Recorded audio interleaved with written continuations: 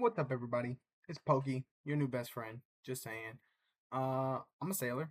I watched this video before, but I watched it back before I went to boot camp, and now that I've gone through boot camp, I just wanted to watch it again. The video is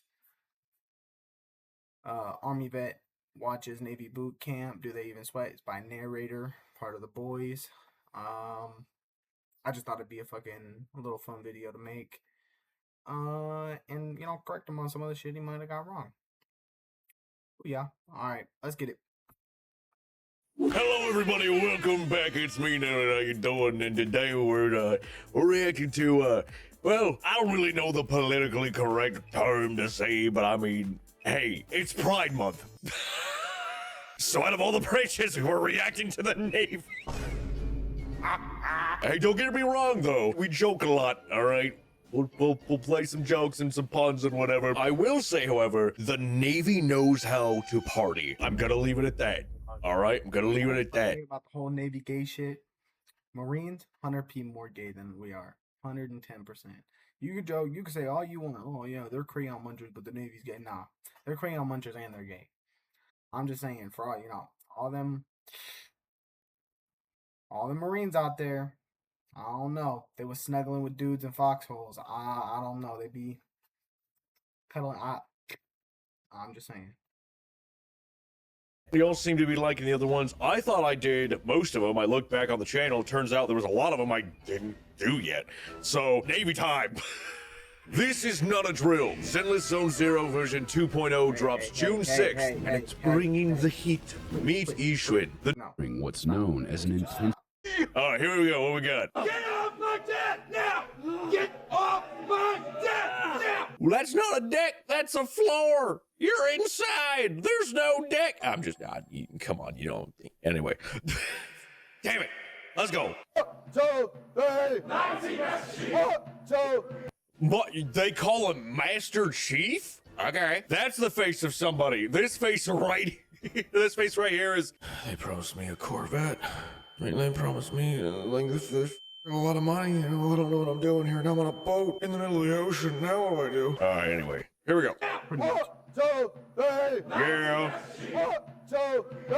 Nice. This division of U.S. Navy recruits is in week 3 of their 10-week boot camp. Get him up, Holcomb. It's supposed to hurt. Down. They're enduring what's known as an intensive training exercise, or ITE session. Y'all got sessions? Do they have them broken down for you? Like, oh shit, it's 1400.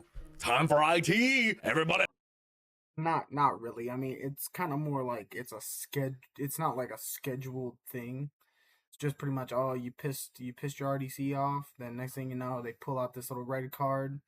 That means, you're pretty much cooked. So then they'll just beat you for, honestly, until they're fucking satiated.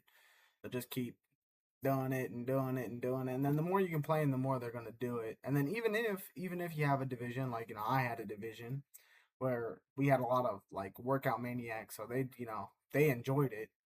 And we still got beat even harder because just for those few people who didn't fucking enjoy it, they made sure to make it hurt as much for them, even though the other ones were enjoying it, almost, I guess, to guilt trip them or make us, dislike those people who were workout junkies. So, I mean, it is what it is. Line up. You got timed exercises? I'm sorry. I need to stop. They're enduring what's known as an intensive training exercise, or ITE session. All right. Get there. It lasts for about 40 minutes without a break.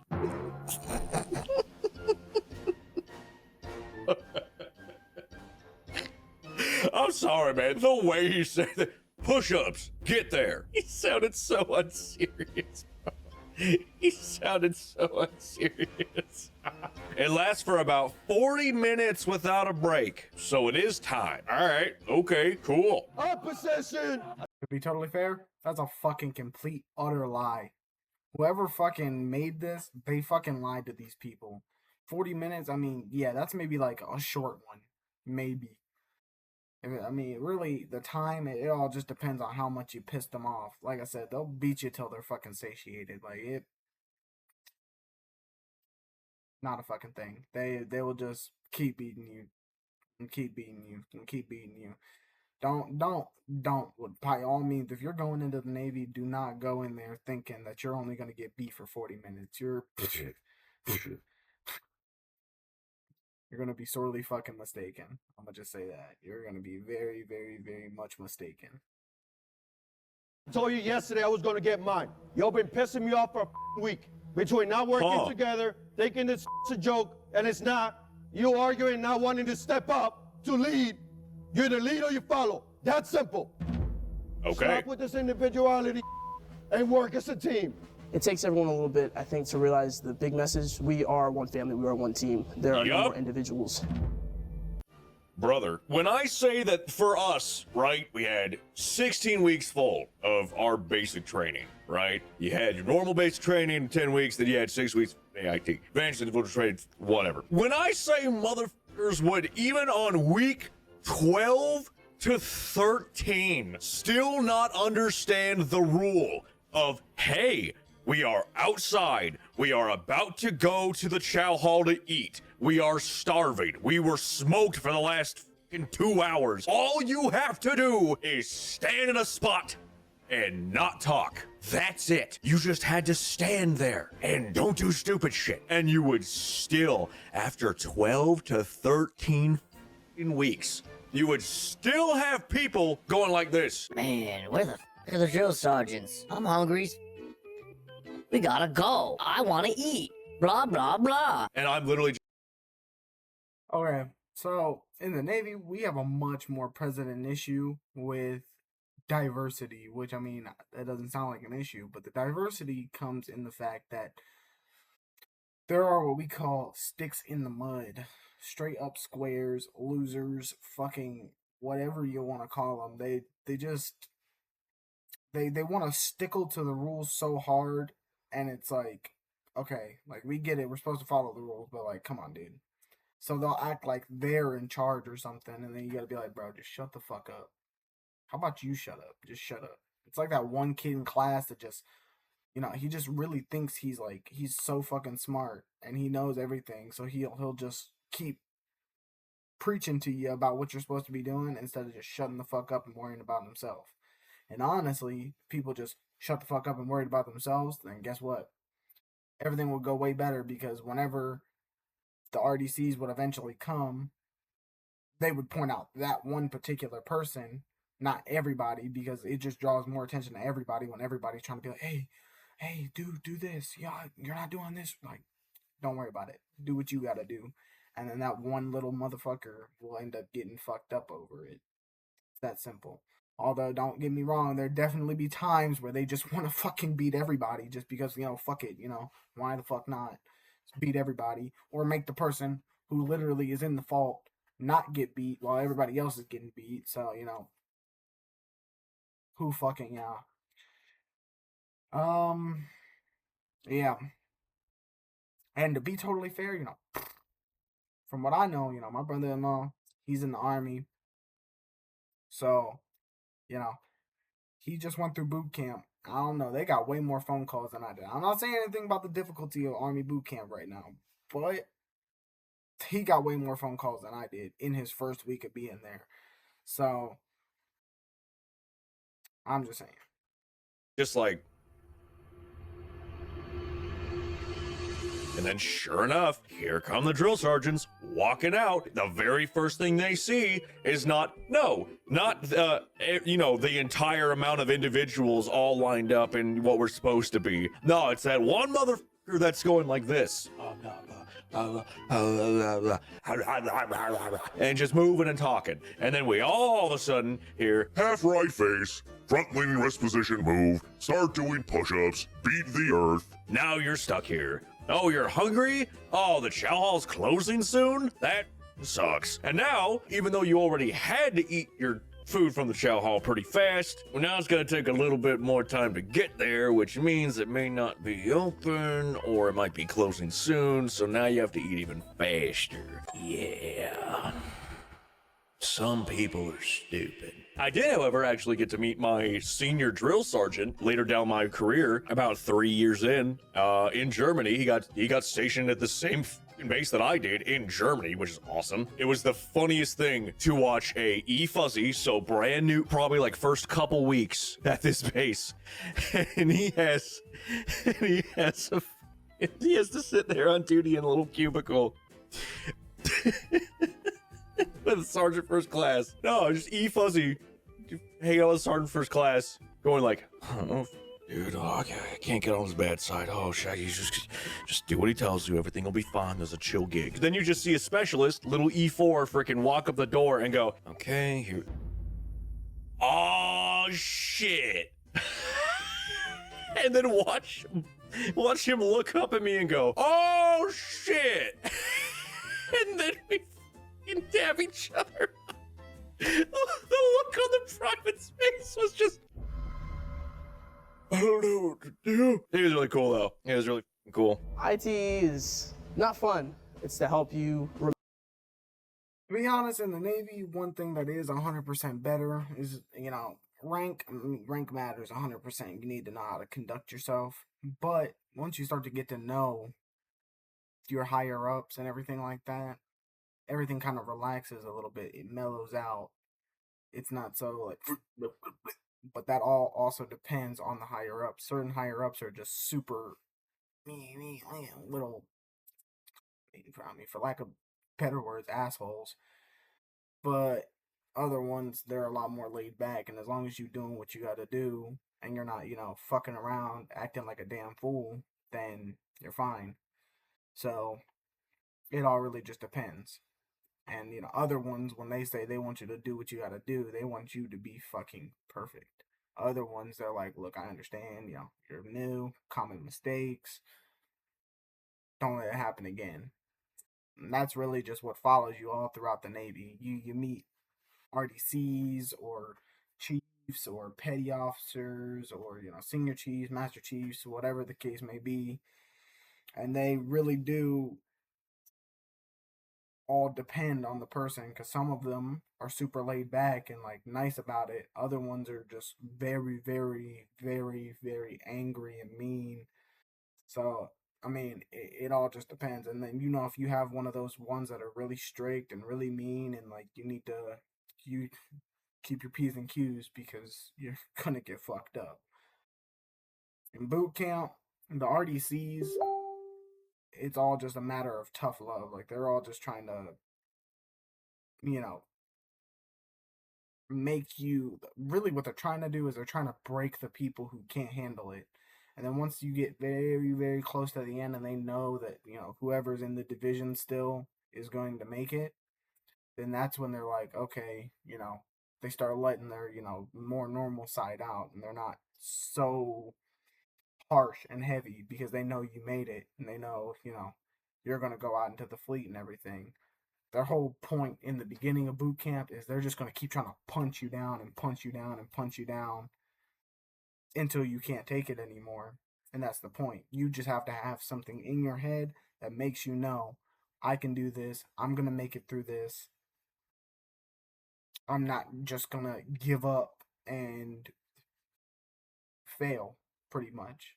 I mean, the way I always thought about it is, how embarrassing would that really be, having to go back home to my family and tell them, hey, I couldn't make it because I got yelled at too hard, or they made me work out too hard, or I would feel terrible. So, I mean, just know what you're getting into before you go, and know why you're getting into it. And that makes it worth it. Remember what you did wrong so that you don't do it again. We have enough? Yes, sir. No, the we have it. Look at this dude. This is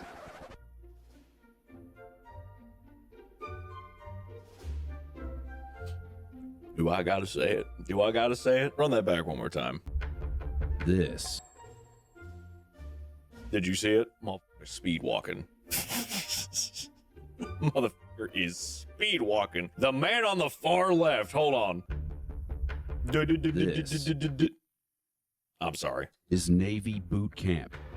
Hell yeah. Year, more than 40,000 recruits graduate before becoming sailors and officially joining the fleet. I'm sorry, bro. They just look like napkins. I'm sorry. The sailor outfits just remind me of napkins, bro. I'm sorry. Honestly, what the whites feel like, the whites and the blues are two completely different feelings. The blues, I don't really know how to describe what they feel like, but when you wear the whites, you feel like a French aristocrat. Like the sleeves are so puffy and like thin on your skin, and like I don't know, they just feel, you feel like fancy. You feel like, let me have a spot of tea, or fucking.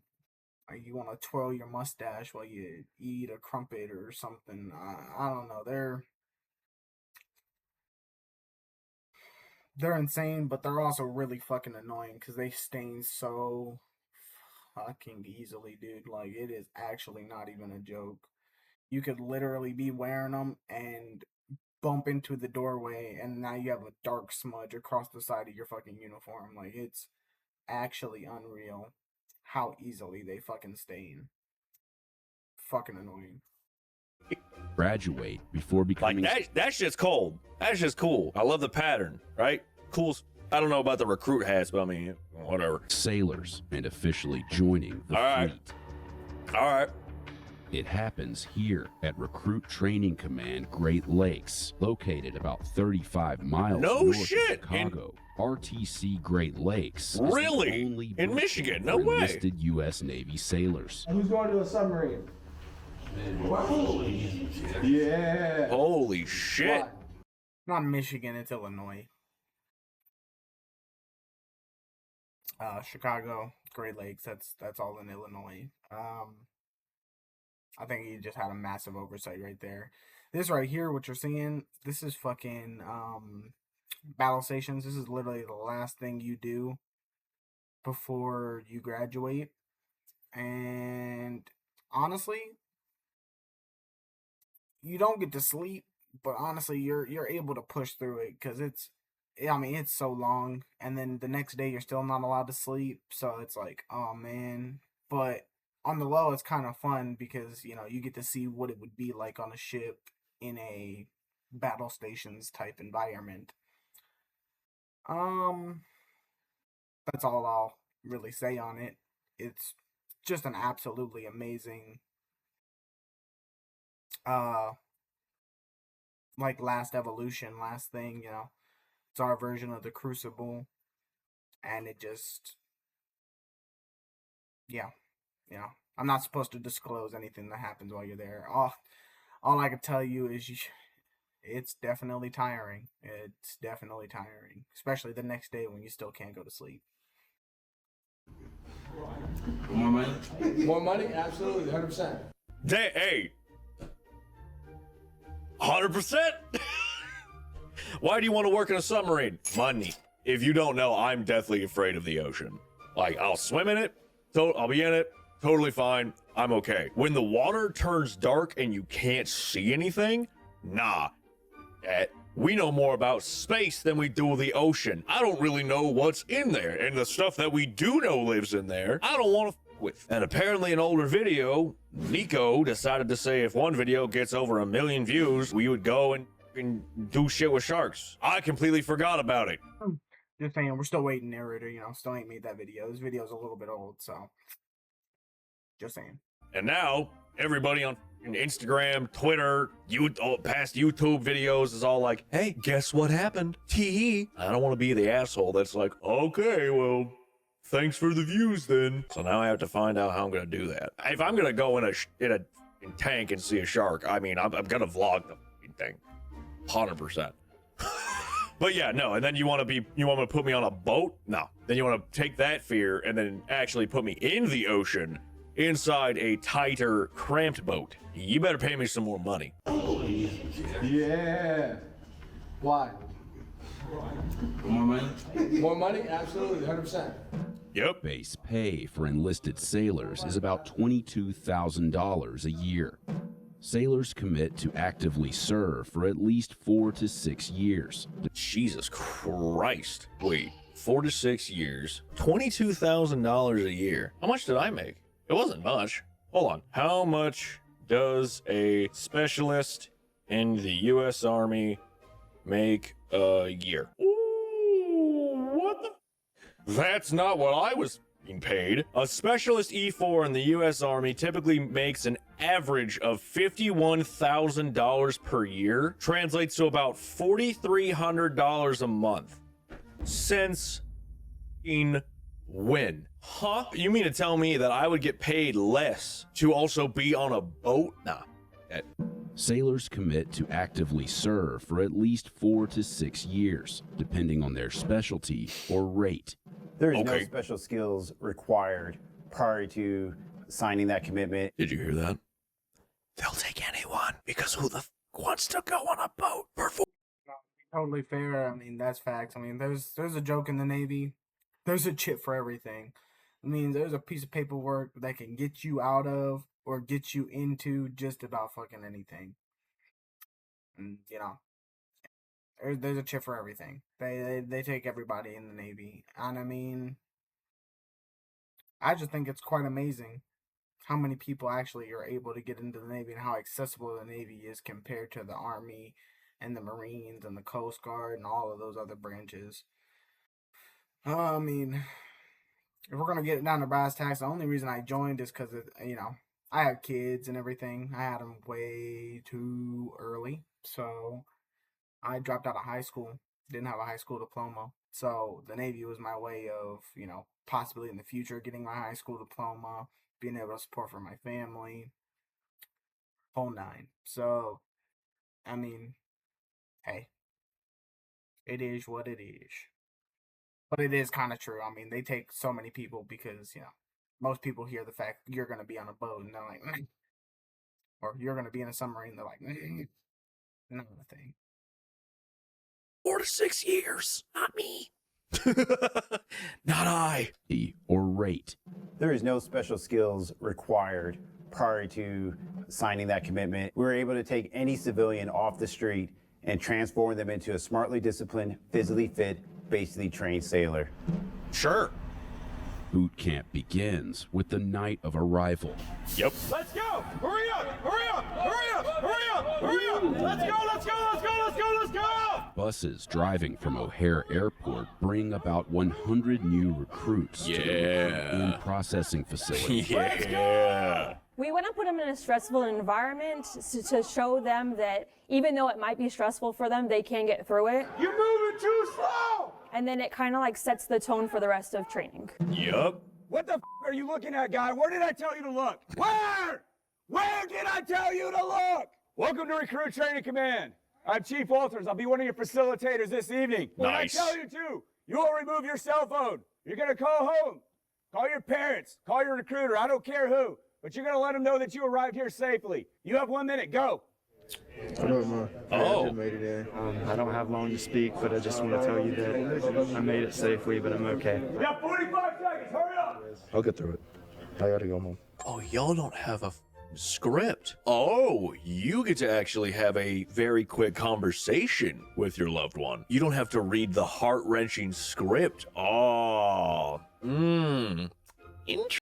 True. But when they tell you have that amount of time, that means you have that amount of time. That means it does not matter if they answer right away, they don't answer right away. It doesn't matter. It literally makes not a single goddamn difference. So if they didn't answer, you're cooked. You're not getting another chance. You're just gonna have to wait until it's time for your next phone call. That's about it. And like I say, you know, we don't have that many phone calls. So already we're kind of at a disadvantage. So, I mean, yeah. Interesting, Navy. Interesting. I called my mom. It was definitely emotional, though, because you kind of know that's the last time you're going to be able to contact your family for a little bit. Love you very much. Yep. You guys have a good one. Bye. You understand the words coming out of my mouth? Yeah. What are you saying? Yep. Yes, Chief. Nope. Don't do it. Don't cry. Don't show weakness. Don't do it. That motherfucker can smell it. He can smell the salt in your tears. He will whip around like a Beyblade. Don't show it. What is your problem, guy? What is your... What'd I say? He smelt the salt.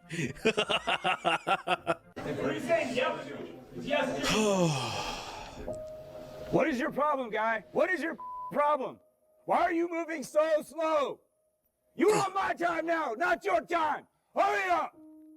It was brutal. I won't lie. It was a culture shock. You are learning pretty much how to be a new human. You do not know what the fuck you're supposed to be doing at any given time. You will stand at attention until told to do otherwise. At no point in time will you look a staff member in the eyes. That's rude and disrespectful. And Ooh. Okay, now with that whole thing, when it comes to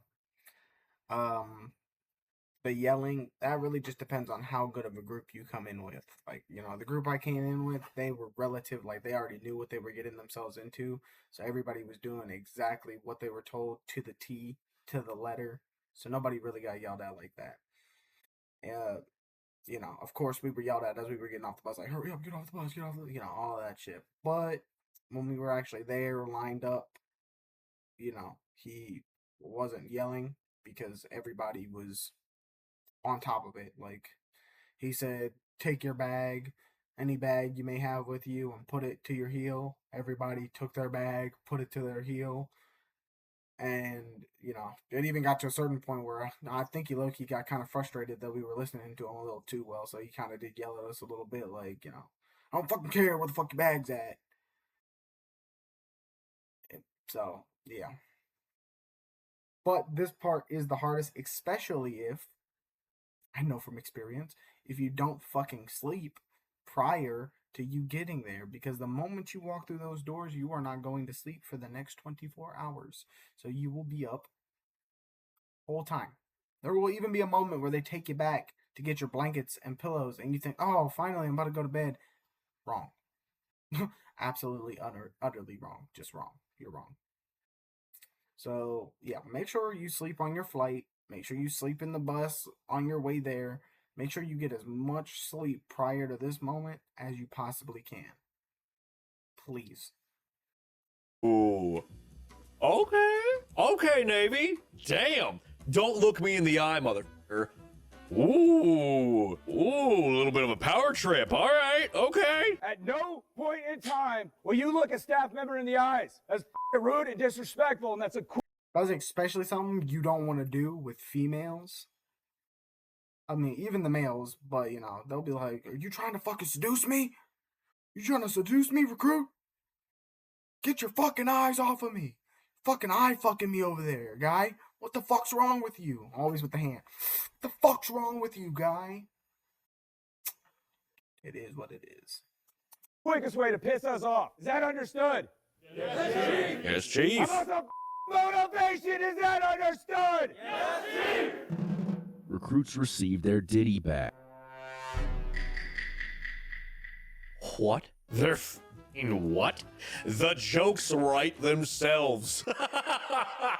The Diddy bag? No. No. Oh, that's poor timing for me reacting to this. Recruits received their Diddy bags. Hey, hurry up. Let's go. Get your socks off my table. Let's go. Which hold their different uniforms, hygiene products, and basic items they'll need for boot camp. You have a f***ing lock and key as a... That's not his necklace. That is... The key they give you whenever you're getting your Diddy box and your Diddy bag, it is just a key that they have inside of the box, and you take it, you put it on your neck, and then they instruct you to take the lock and put the key in the lock so that you don't lose the lock. And then they'll tell you to tuck it into your shirt. Yeah, the Diddy box, Diddy bag, that whole shit, it is funny. So, I mean, you are kind of fighting back laughter because you're like... Because I don't even know what Diddy stands for, I'm going to be honest. I don't know why it's even called that. I'm going to be totally honest with you. Yeah. But this is also the first time you'll have to get naked in front of a bunch of people because they'll make you strip down from whatever clothes you were wearing whenever you first got there and change into PT gear. So... that is a yellow shirt with a silver Navy across the chest, like right where this is, say Navy, and then on the back it'll say Navy and silver, and then a pair of blue shorts with a silver Navy down by the knee.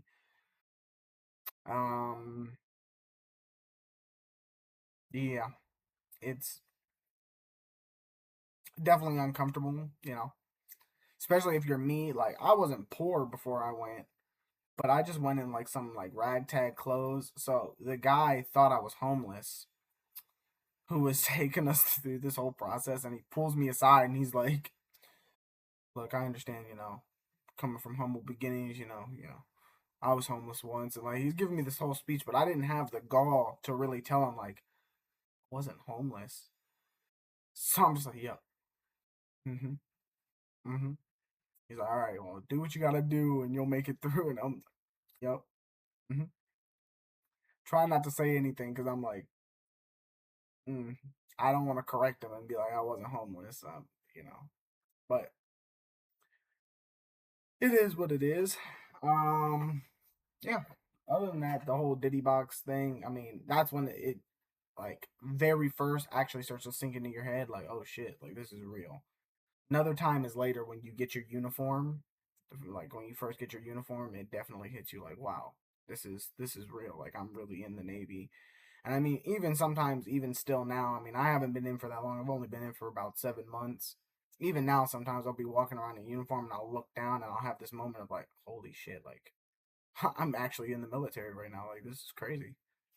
So I mean, Okay, explain that. And basic items they'll need for boot camp. Hurry up. Go, go, go, go, go, go, go, go, go. Recruits must provide urine samples to make sure they have no drugs in their systems. Those who can't immediately provide a sample are ordered to hydrate until they can. Although male and female recruits sleep in different compartments, some train in gender-integrated divisions. After being assigned to divisions, recruits wait to meet their recruit division commanders, or RDCs. Let's go! Turn around, back up, go! Signified by their red shoulder cords, these Oh. RDCs will be with the division until they graduate from boot camp. RDCs, they don't really wear that uniform all that often. Like they only wear it like pretty much they're always going to be in whatever uniform you're in. So if your uniform that day is your NSUs, which is what those khakis are, then you're going to be in your NSUs, they're going to be in their NSUs. If that day you're supposed to be in your NDubs, which are the camis, they're gonna be in the camis, you're gonna be in the camis. If you're in your blues, vice versa, same thing. I think this is just because they were recording. So, you know, they don't look like that all the time. In fact, like it'll be a little bit into boot camp before you ever actually see them in that uniform, because you won't even get that uniform for a little bit. The first uniform you'll get is your camis after you get your PT uniform. Did we say you could talk? They want to be here to be sailors. So that's our job, to train them, to help them get there. Why are we so slow? Hey, you, isn't he taller than you? Yes, Chief, no, Chief, I, Chief. We're not their friends. Is he taller than you? Oh, you're right. Hell, guys, I look, I know it's a stressful situation. I was there. I understand the craziness and everything's going on, new environment, all that shit. But you got eyes. If a dude's taller than you, just put him in front. Just put the guy in front. Chief, I, Chief. We're not their friends. We're here to make them sailors. Why are you looking at recruit? Do I owe you anything? You want them to be uncomfortable, right? You want to get them out of their comfort zone. Bootcamp is hard, but when you go out to the fleet, if you make a mistake, you're going to kill somebody. True. And now his lives are at stake. So we want them to understand that the bigger picture. Yeah, usually and that right there is exactly right. You want them to know what, like, this is going to be kind of the standard for the next 4 to 6 years for them, right? If they make a crazy mistake, someone, you know, it can happen. That's why you call them dumbasses and make them wish they were home. In the Navy. The bigger picture. Buzz, buzz, buzz, buzz, buzz, Have to buzz. shave their heads. Female recruits can pull their hair back in a bun or wear it down as long as it does not extend below the back of the collar. The new recruits pay their first visit to the galley, where they eat in silence and stare straight ahead until they're dismissed. Ooh, okay. That's actually pretty similar. Now, that's not really a thing anymore. Now they give you a training guide and they tell you, you know, read your training guide and let your eyes be up away from your training guide even for a second, and they're about to fucking ream your ass. So, yeah, and your training guide's important because don't think it'll just be a one-time thing. You'll be having that training guide your entire time in fucking boot camp, and they will be expecting you to read it your entire time in boot camp. And then once you get a certain amount, then you get your Blue Jackets manual, and your Blue Jackets manual is a little different. That one's more about like uniforms, you know, what's allowed with the uniforms, what's not allowed with uniforms, and that is a nice book. So you want to keep that nice and pristine. As where your training guide, by the time you're up to that point, will probably look like a absolute piece of fucking garbage. I have very, very rarely actually seen someone whose training guide made it through boot camp without looking like it went through a fucking tornado. Like, it is so fucked up by the time you get to that point. Like, I saw one person, their cover was falling off of their training guide. Like, it was so bad. But it is what it is. But, you know, usually you try to keep your Blue Jackets manual pristine, nice, clean looking, all of that stuff. Even though they don't tell you, it's a much nicer looking book, and it's a much more important book for once you actually get out into the fleet, because you can actually use it once you're out in the fleet. Your training guide is not as useful once you get out into the fleet, because it has things like chain of command, but your chain of command will change. So that's not really useful. The only useful things really in there are things like the phonetic alphabet and your ranking recognition. That's about it. Or yeah, we same deal. You get in there, you get your food, you sit down at the table, you eat as fast as you can because you're on the clock, and that's it. And then you like no one talks to each other. You eat and then you go. But having them stare is crazy. Hey, get up and get out! They'll need their strength for their first test of boot camp. Ooh, you up! Look at this! Look at this! They'll need their strength. Look at this! For their first. My man, he's got like his tissues wrapped up. Everything's good. He may have left some mandarins on there, but otherwise, you know that it's okay. Test. My man did not drink, and he drank half. Listen, man, I'm gonna keep it real. You're gonna need to hydrate a lot more than that. You're gonna have to swallow as much as you can, Mr. Seaman. All right. And then this dude left a whole fucking banana. Why would you put the banana on your tray if you're not even gonna touch it? That's probably the most appealing fruit to someone in the Navy. I'm sorry. Come on, guys, get it together. Camp. Come on, push it up. An initial Week physical 1. assessment known as the pacer test. No shot. They actually have this. The Fitness Gram Pacer Test is a multi-stage aerobic capacity test that progresses. It's not called the pacer test, man. Maybe it was when that video was made, but it's not really like that anymore. Now you have what's called the RDC assessment, which is basically your push-ups, your plank, and all of that stuff. It's basically your PRT for the Navy, but this one isn't an official PRT. It's just a PRT to kind of help the RDCs know who's physically fit and who, like, basically who needs to get beat more, because it just gives them an excuse to beat you more because, oh, you failed, so we're gonna beat you more. Pretty much. It gets harder as time elapses. Ready? Begin. 1. Sorry. I don't know what came over me. That was weird. I was in a trance. Run up! Intervals of push-ups. Planks. Was my man snorting the entire thing? Hold on. Go back. Yeah, see, it's the most replayed thing. Pacer test. Run up! Timed intervals of push-ups. My man was trying to swallow his mask for Viber. Planks. And running. Not every recruit shows up where they need to be. That's okay. Damn. Push-ups and planks, and then just the pacer test? I don't think that'd be that bad, actually. What about like running a 2 mile or like sit-ups for core strength? Is it just arms and chest? Like ooh. Sorry, I've been going to the gym.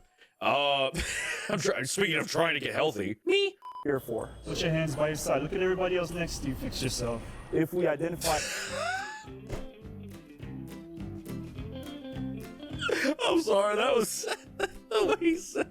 He sounded so fucking disappointed in you. Everybody else next to you. Fix yourself. Look at everybody next to you. Look what you're not doing. Fix yourself.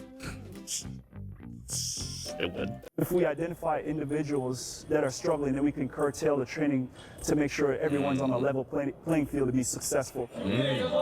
Recruits have 2 chances to pass the test. If they fail, they're recycled into another division where they'll keep trying until. Oh, I like that. Ooh, I didn't know that. Okay, so, if you're joining the Navy, you actually have to be, you already have to be ready, essentially. I mean, that's what I did when I joined. I looked at, the main tests were going to be push-up, sit-up, 2 mile run. So that's what I worked on before I joined, so that way I can get in shape and practice with that. But okay.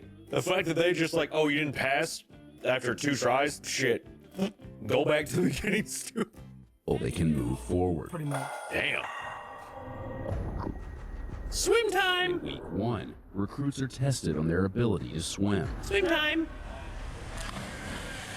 God forbid you're in that advanced shift scenario where you do have to leave the safety of. Did he just fall on his ass? So he falls in. God forbid. Why the f did you hit the water and then immediately go, oh, I understand the assignment. Flip on my back. You're in that advanced shift scenario where you do have to leave the safety of your ship. The Navy is needed. Yep. We need to be able to implement a swim qualification to ensure your safety and the safety of your shipmates. Everyone in the Navy has to have a 3rd-class swim qualification. The 3rd-class Motherfucker, why were you so... consists of stepping from an elevated platform. Okay.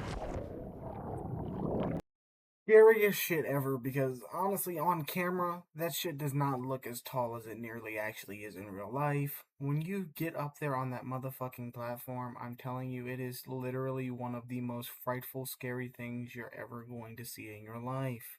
Especially if you're afraid of heights. So, they do push you, but they don't push you. They just kind of like, they tell you to step, and I mean, you'd rather not get in trouble for not putting your foot out, so you put your foot out, and then they just kind of like put pressure on your back, which kind of just naturally makes you tip off the edge. Fucking absolutely horrifying. Number 2, the skill of these people who are there to help you in case you start to drown, absolutely amazing. Because my first time I 100p almost did drown, and when I'm telling you, it feels like a crane literally just picks you up, because it's just like, boop, and then you just stop moving in the water. And you're like, what the fuck? Oh my god. Yeah, I was definitely one of those guys sitting in the swim classes until eventually I got qualified. But really, it's because I knew how to, as they like to put it, I knew how to move in water. I just didn't know how to actually properly tread water. You did it. Nice. Surfacing unassisted, swimming 50 yards, then doing a 5-minute prone on your front, known as a prone float, or on your back, known as a supine float. Okay. I knew it's the Navy, you're gonna need to know how to swim a little bit. I had swam before, but I had never jumped off a diving board. Oh, that's all right. Like, whoa, wasn't expecting that. Okay, all right. I get it. Okay, check it out. Ready? I had swam before, but I had never jumped off a diving board. Hitting the wall. My man hit it, and then, okay, I understand. Okay, I understand the logistics now. When you hit the water, if you kick your legs out, you'll go, and you'll, the physics. Okay, all right, I get Okay, I was like, something ain't right. Water, you're like, whoa, wasn't expecting that. It's a shock. But not all recruits are ready to take the leap.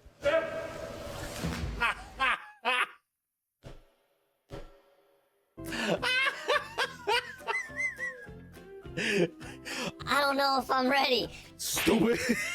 Get Get in the water. I don't know if I can do it. Oh, that's okay. Let me Recruits assist are ready you. to take the leap. Nice. Some have to be pulled from the water during the test and sent to remedial swimming, where they learn the basics of being comfortable in the water. I'm not gonna say it. There's a joke. I'm not. I'll say it. Yes, Hunter P. All of the people there of color. I think when I went to the remedial swimming classes, maybe like 2 white guys. Other than that, everybody else brown. That pool was brown, not because it was dirty. Actually, fucking crazy. Really, the worst part about like the prone float and things like that is there's so many people around you, so you can get kicked at any time, and it's just like, oh my god. Like, there's just so many people there, and it's low-key kind of chaos under the water. But another thing, the water is so fucking cold, dude.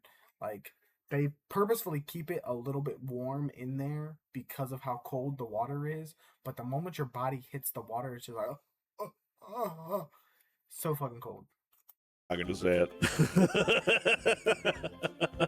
Sent to remedial swimming, where they learn the basics of being comfortable in the water. All right. We're just asking you to try to actually calm yourself down and realize that the water's not going to drag you under. You know, you have to cooperate with it. We have a 99.97% pass rate. We have a higher pass rate for recruits that can't swim than the Navy has of making civilians into sailors. Well, I mean, I would think so. I would imagine that going through the, whole entire basic training, sometimes people don't pass. But I guarantee you can get someone who's older than 18 to learn how to fucking swim. Just my thought process there. You know what I mean? Like, is it... One's a little bit trickier than the other. Heave! Week 3, recruits report to the Marlin Spike Trainer, where they get their first taste of what it's like to be aboard a Navy ship. Yeah. Positive control. Y'all literally just did this. What is the problem? Figure eight. One figure eight at a time. In hell! Glasses has got a voice on him. This is another fun evolution. Now, when they say you literally just did this, what they really mean is your whole division of 80 to 100 some odd people are all in a little classroom where they have a little demonstration of the ropes, and they pretty much just act it out with a couple of those people. So not everybody has done it, number one. Number two, the whole point is to get as little what's the word for it? To get as little, I don't even know how to say it. Fuck up as little as you possibly can. The more you fuck up, the more chance you have of failing. It is easy at the end of the day. It's just the stress of everything hitting you, and like I said, not everybody's done it, so they're just kind of clamoring to repeat what they just saw. So yeah. Holy shit! There's gonna be a Master Chief later on. Hold on, you hear this shit? Y'all literally just did this. What is the problem? Wait. Figure eight. One figure eight at a time. My man said it with his chest.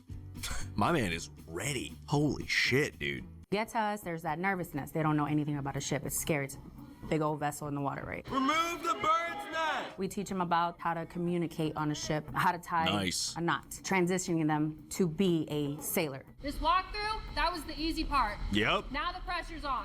You up, you up. Each recruit That's is right. assigned a role that corresponds to a real member of a ship's crew, Make all preparations for getting underway. with the objectives of getting a ship underway and bringing it safely into port. Make all Nice. preparations for entering port. Nice. So at the bridge at the very top, you have the boatswain's mate, and then we have our bridge phone talker. All right.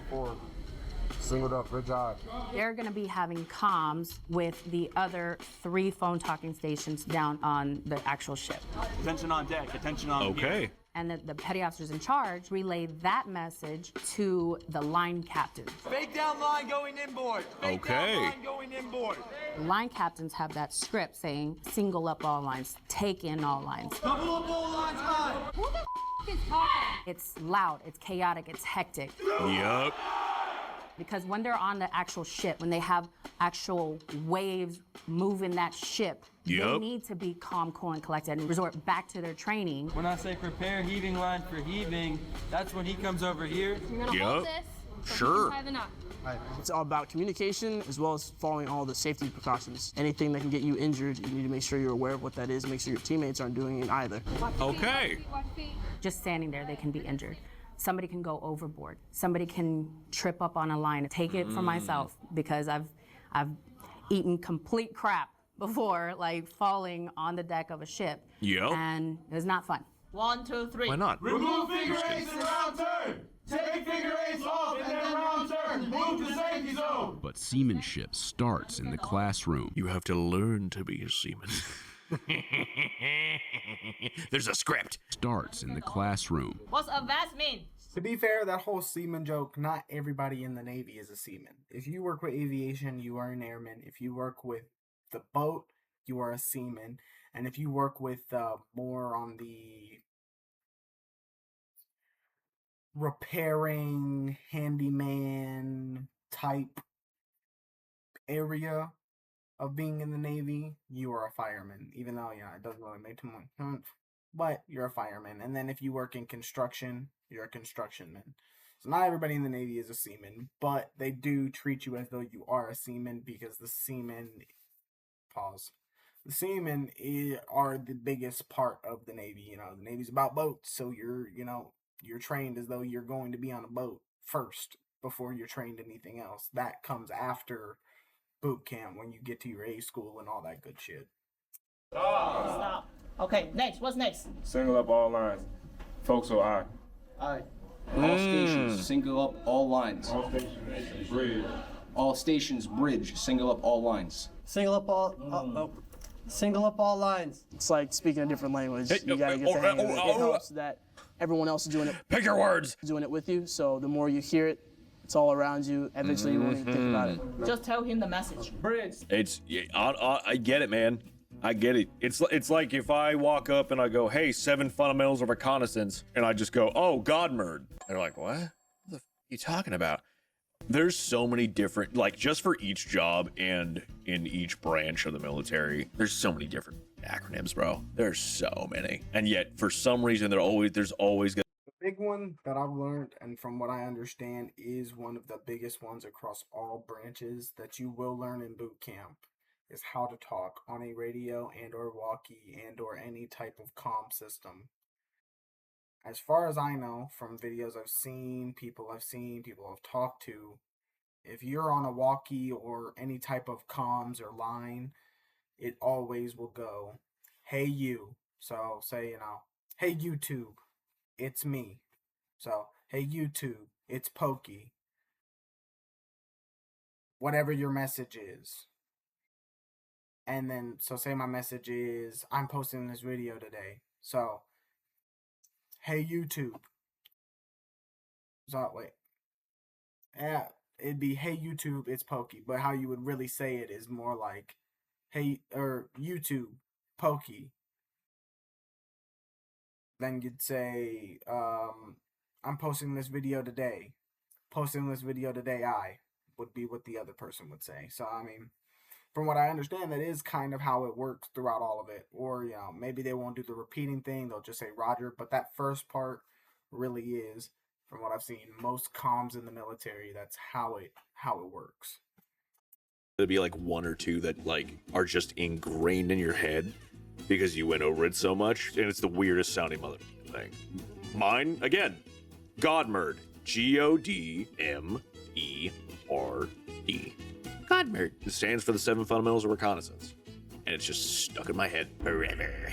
Any hoozle. It's all around you. Eventually, you won't even think about it. Just tell him the message. Bridge, single up all lines. It's Barney style. We break it down Barney style. Barney like the dinosaur? Yes, pretty much. Who else do you know that breaks shit down slow for people that's named Barney? Who was Break it down Barney style. Barney like the dinosaur? Yeah. Yes. Like the dinosaur, dumbass. Yes, pretty much. Single up all lines, I. Perfect, just like that. Yeah. Hell yeah. Uh-oh. This is called the confidence chamber. I don't call it the gas chamber. I don't call it the torture chamber. It's none of that stuff. It is the confidence chamber. Pussy. I call it the confidence chamber. Shut up. I don't call it the gas chamber. I don't call it the torture chamber. It's none of that stuff. It is the confidence chamber. The reason we go through this is so we can prove to you that the mask works. Does that make sense? Sure. Yes, Chief. In week 4, recruits are exposed to CS gas or tear gas in the confidence chamber. Who's nervous right now? Somebody tell me why you're nervous. I'm really nervous that when we're both. Okay, now when it comes to the confidence chamber, the gas chamber, whatever you really want to call it,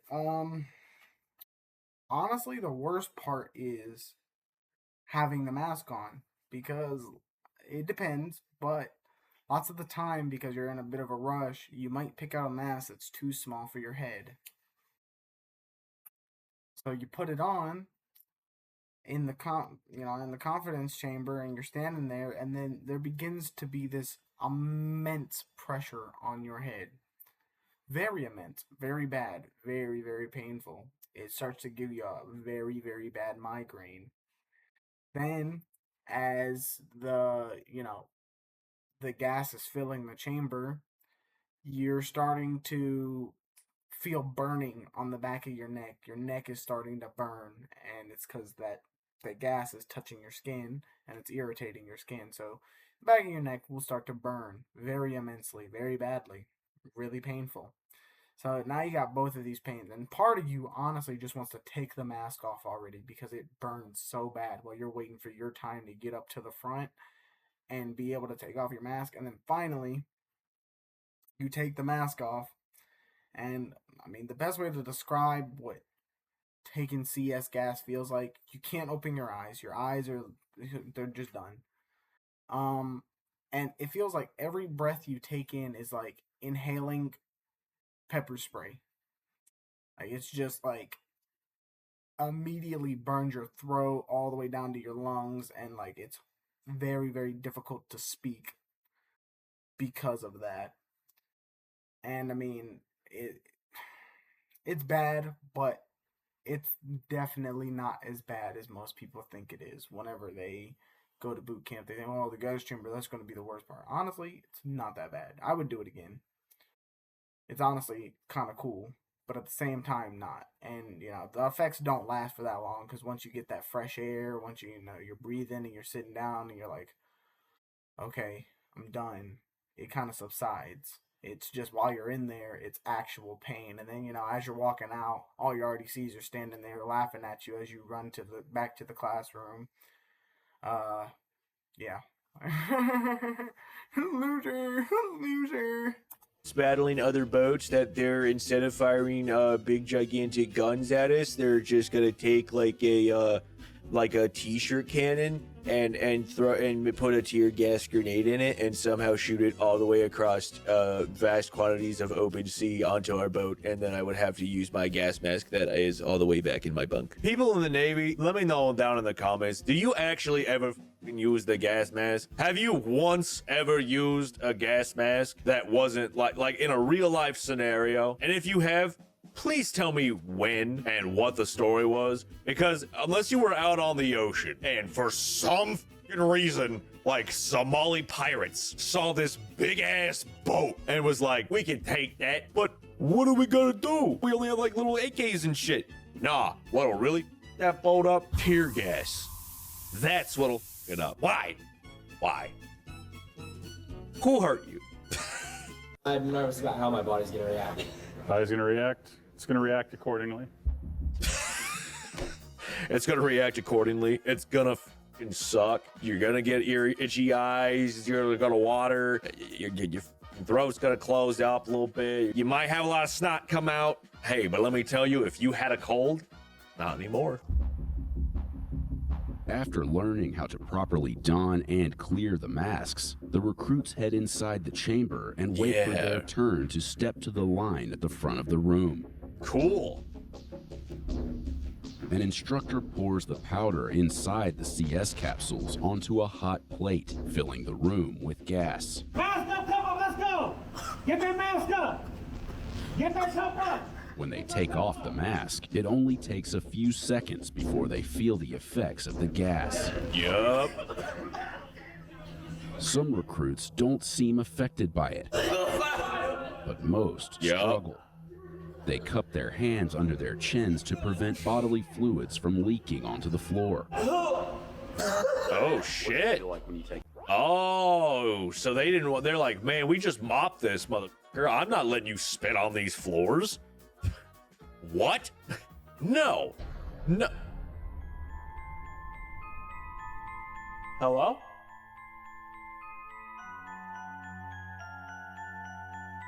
Lights turned off. Do I have internet? I do. Okay, I don't know what kind of crazy specter spirit that was, but it's fixed now.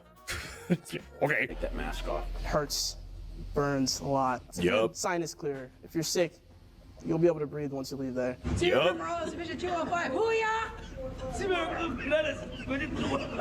Recruits say they're Hoo-yah? Hoo-yah? Oh, Sounds really close, doesn't it? names and division numbers, followed by a hoo-yah. Let's go, go! After about 15 seconds of exposure, 15 seconds. 15 seconds? That's some rookie ass numbers. they're allowed to exit the chamber.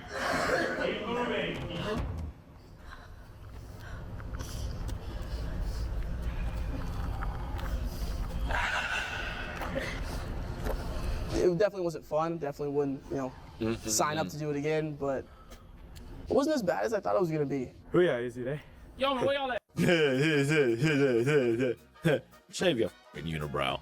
I'm sorry, that was uncalled for.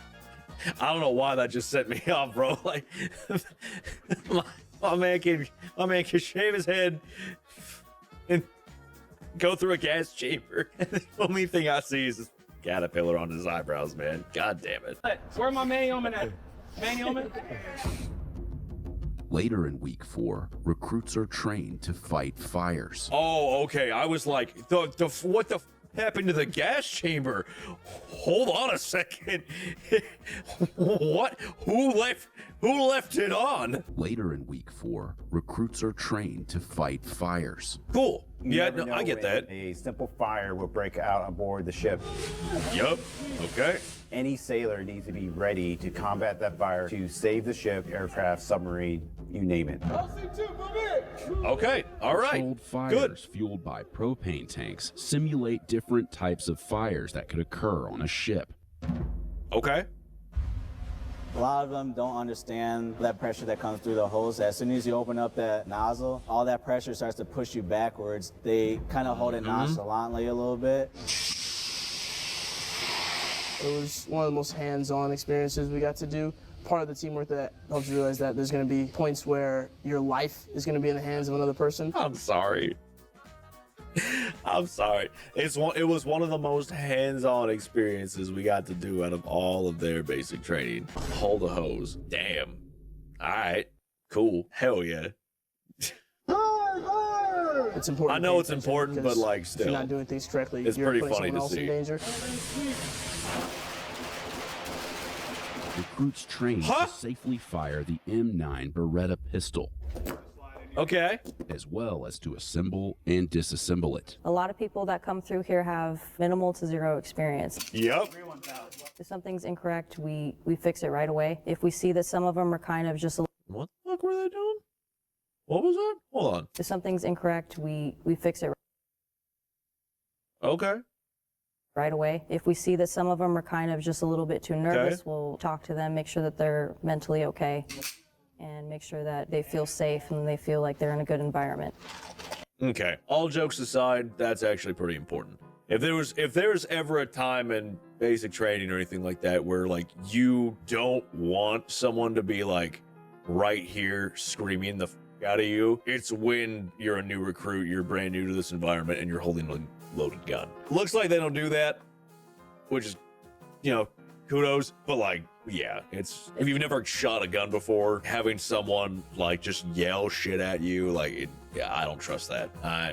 Like my friend Brandon, he literally has never shot a gun ever. And we were out at a range with me, him, and Internet City. We had a lot of guns out there. We were at a controlled range. I made sure that I was range safety made sure that all weapons were pointed down range, safety was always on, nobody was, you know, if we were filming, we were always on, like, behind them when they shot, that kind of stuff. And I reassured him and was right there with him. I was like, this is the safety, this is how you fire it, this is what it's gonna feel like. And I gave him that reassurance of I would not put something in your hands that I do not feel comfortable with you having, that I believe that you couldn't handle. So I was reassuring him, making sure he was good, made sure that his, you know, I was watching his trigger squeeze, making sure that everything was fine. And then once he was done shooting, I made sure that he took the magazine out. No, I mean, gun qual, your pistol qual, that, I mean, that's definitely probably one of the more fun things. Although there's a lot of build up to it, and, you know, by the end, you low-key just kind of wish you could have shot more. But it is still pretty fun. Yeah, it's pretty fun. I'm not sure if we still use that exact same gun. I didn't quite hear the model, but I'm not gonna skip it back to see. But it's pretty fun to do. It's a whole thing. You know, you get your hearing protection on, you get your, you know, fucking protective eyewear and everything, and then they take you out there, and I mean, they teach you what you gotta do. And really what it's for, I mean, most people think like, oh, well, the only reason you're going to need that is if you're like a SEAL. That's not necessarily true, because on the ship and even on like shore duty, things that we do, you know, when we're on land, there are what we call armed watches, which is another thing you'll have to be qualified for. But the whole point of it is to get you that understanding, that familiarity with a gun before you ever get put on an armed watch, because they are things. And it's not just security forces or MAs who do those. It can be AOs, it can be GMs, it could be any of them. It all just comes down to the luck of the cards. So it is an important skill for us to know. It's not just a you know, if you're going to be a SEAL or you're going to be, you know, special forces where you're going to need to be out there with a gun. That's not all it's for. I cocked it back, make sure everything was good, no bullets in the chamber, make sure he handed me the weapon, and then we set it down and made sure it was still pointing down range, everything's fine. I'm glad at least at this point, they're actually like, you know, it's not one of those like super crazy environments. Why should Navy sailors need to be qualified to shoot weapons? I would say most typically on watch. That's when we have to stand watch and provide some sort of security. If someone steps on board a vessel, anything seems kind of weird, kind of sketchy, then we would have to employ that weapon if things start to escalate. Okay, no, I get that. Yeah, all right, that makes sense. I was wondering that too, actually, as a matter of fact. If the ship docks, and obviously, like, people have to, you know, be on guard for watch and stuff like that, some random motherfucker just, like, rolls up out of nowhere and, like, tries to get on a Navy boat. Yeah, yeah, probably not a good idea.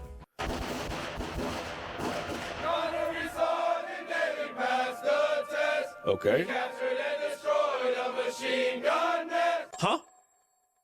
Who? A Navy soldier did this? Where? How did he capture a machine gun nest? Boot camp culminates with an event known as battle stations. Okay.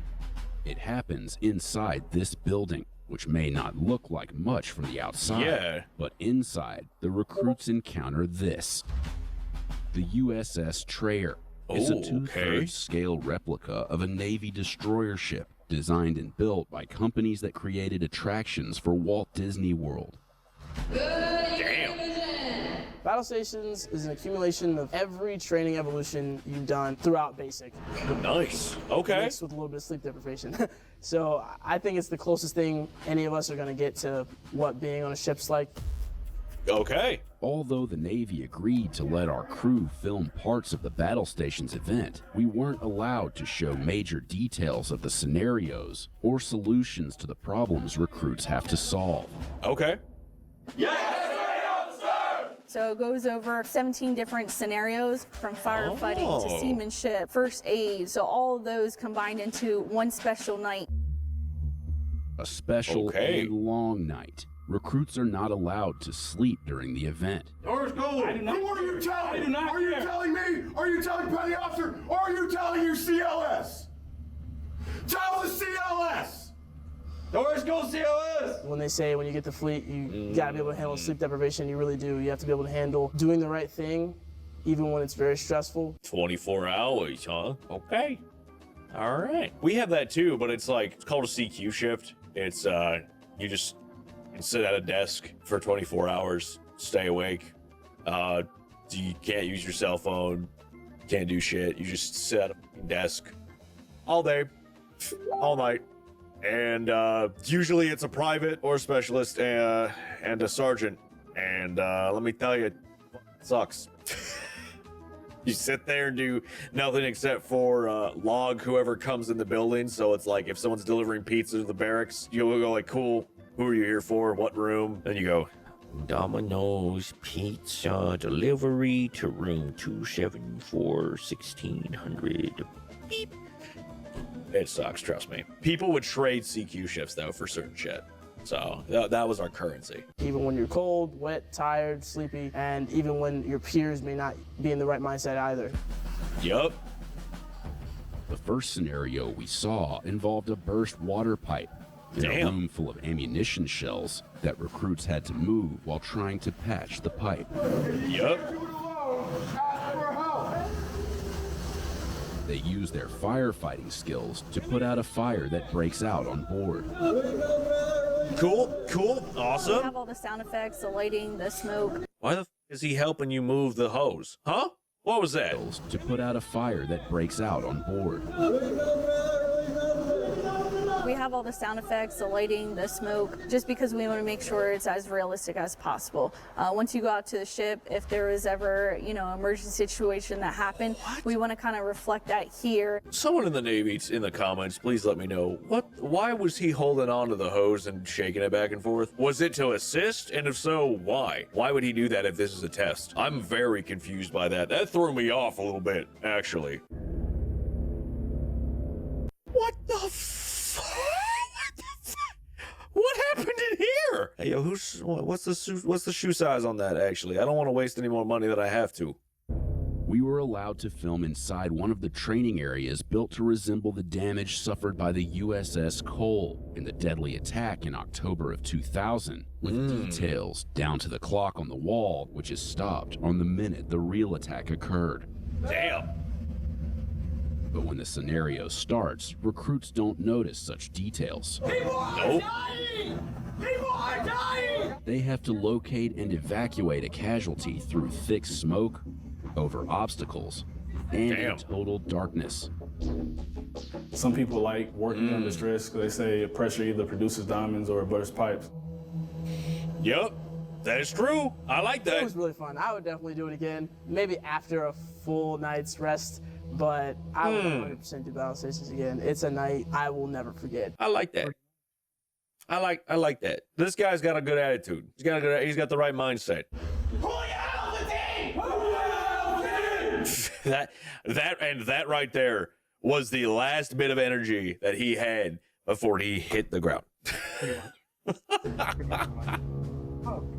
Serious. After battle stations is complete, recruits line up in front of the USS Trayer to receive their Navy ball cap, symbolizing their transition from recruits to Navy sailors. Nice. We had a ruck march that was several kilometers long after being out in the woods for days with no sleep. And then we finally see the base sitting. Yeah, and they play like super sappy music. They're trying to make you cry so that they can make fun of you when you cry for getting it, but it is what it is. Nighttime, and we went down the final hill and into the woods. But that was the congratulations. You're now going into the AIT portion. Yeah. I was kind of sad too because like even after all that, like they had speakers and all that shit, and like see everybody else got to graduate with like heavy metal music, and like what I distinctly remember one other group actually got to graduate to like Dracula, and I was like, man, that's crazy. And then my drill sergeant was an asshole. He was funny. He was a cool guy. He was an asshole at that moment because I'm like, oh cool, what's our like graduating, song gonna be? And this man played Wrecking Ball by Miley Cyrus, and I'm like, you suck. After battle stations is complete, recruits line up in front of the USS Trayer to receive their Navy ball cap, symbolizing their transition from recruits to Navy sailors. There you go. They realize everything that they have done thus far, all the blood, sweat, and tears they shed. They finally earned their Navy ball cap, and it's a proud moment for all. Yup. That morning was extremely emotional. I was definitely more proud of that than anything I've ever done before. Nothing compares to that moment. Yup. Friends and family gather to witness their new sailors graduate before joining the fleet. You see the change. You have some recruits that you never thought they were going to make it past training. Yep. But once they graduate and you see that, wow, they grasp the point of this, you know they're going to be out there, out in the fleet. It's really rewarding.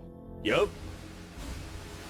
100%. Seeing recruits come off the bus with long hair, not knowing their left to the right, not knowing how to wear a uniform, and seeing that transition that they make from a civilian to a recruit to a sailor is truly eye-watering and truly a blessing. All right.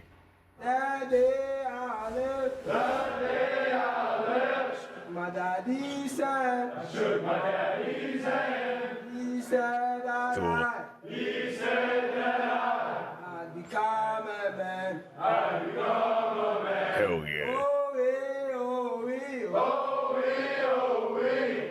Cool. All right.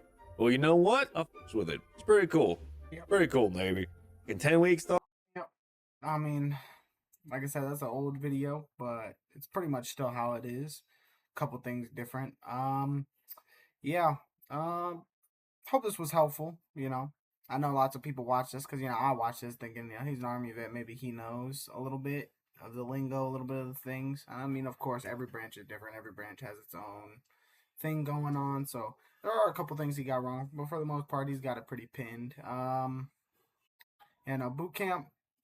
Boot camp is definitely surreal, and I feel like for lots of the people who were meant to be in boot camp, they have a strong sense of deja vu when they go through boot camp because it'll just hit you at random times. You're like, man, I swear I've been here before. Like, oh my God, this is so crazy, so surreal.